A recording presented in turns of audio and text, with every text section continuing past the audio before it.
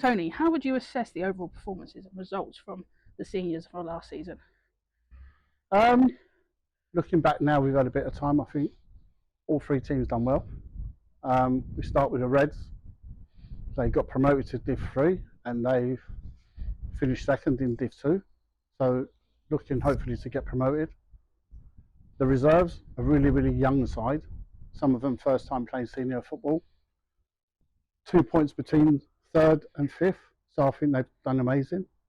And hopefully they can push on for next season. The seniors, the first team, I think looking back now, we had a really shaky start.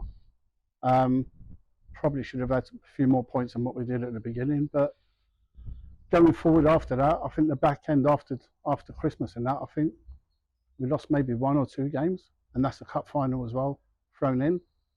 So I think they had a great end to the season. So yeah, really pleased with how all teams performed last year. And for yourself, are there any sort of standout moments or like highlights from the season across the teams?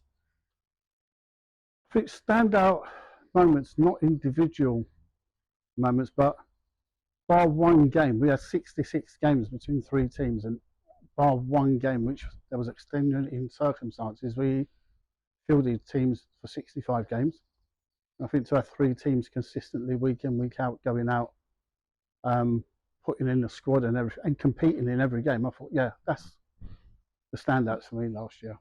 And if we're talking about, say, the first team, we did see a massive increase in their performance. We saw in stats alone, it was a 66% increase on points per games, and compared to the previous season. Is that the sort of improvement that you want to see from the team? Yeah, absolutely. Like I said, I mean, our first 2 games away to Oxford, losing 2-1, losing 2-1 to Woodley as well.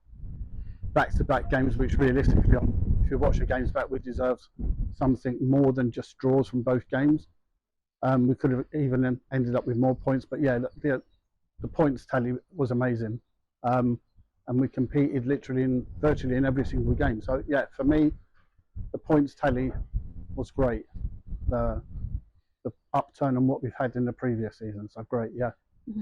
And now, sort of looking ahead in terms of what you want to see from the teams and from the club, in the short term, what are you looking to achieve next season? Short term, just carry on improving on all 3 teams.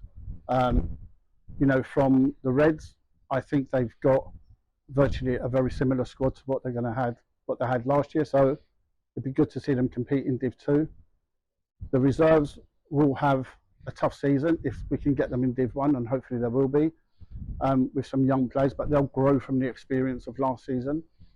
So yeah, and the first team, again, if we can have a decent start, there's no reason why we can't be challenging in the top 3 or 4. You know, it's a big league this year. It's a 12-team league. It's going to be ultra competitive, but yeah, there's no reason why we can't compete.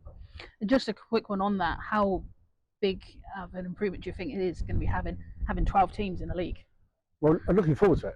Looking forward to it that we're going to have new teams that we're going to travel to, new teams going to come to us here. Yeah, I just think it's going to be, there'll be no breaks. You know, we're going to have to be full on throughout the whole season. So yeah, I'm looking forward to it. And then looking long term, do you have a vision of what you want for the club and, you know, the successes of the teams going forward? Is there a plan in place? So ultimately, my plan ultimately is the Reds will end up in Division 1. The reserves get themselves to Southern Region Div 1, and hopefully the first team at some point become a national team. I want to be a national team. I just want to see how we can compete. Can we compete? And can we be consistent enough to be part of the National League? That's what my long-term plan would be. And then, of course, the other sort of big thing that for us last year was playing back in the city. You had the first team regularly playing here at the Charters Community Stadium. You had training here, even then Reds and Reserves had the opportunity to play it. How much of an impact is that, being able to play back in the city that you're from and having that regular good home ground? Well, I think with all 3 teams, we have booked a slot here. So every Sunday from September onwards, there will be a Winchester City Flyers women's team playing here, whether it be the first, the Reds or the Reserves. It's a block booking, 2 o'clock on a Sunday, there'll be a Winchester City Flyers women's team playing here. So that's massive. That is great incentive for players to come and join us.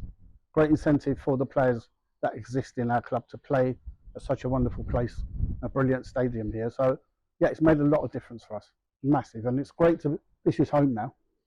This is home for us. It's home for the players. You know, we're part of this, part of the furniture. That's massive.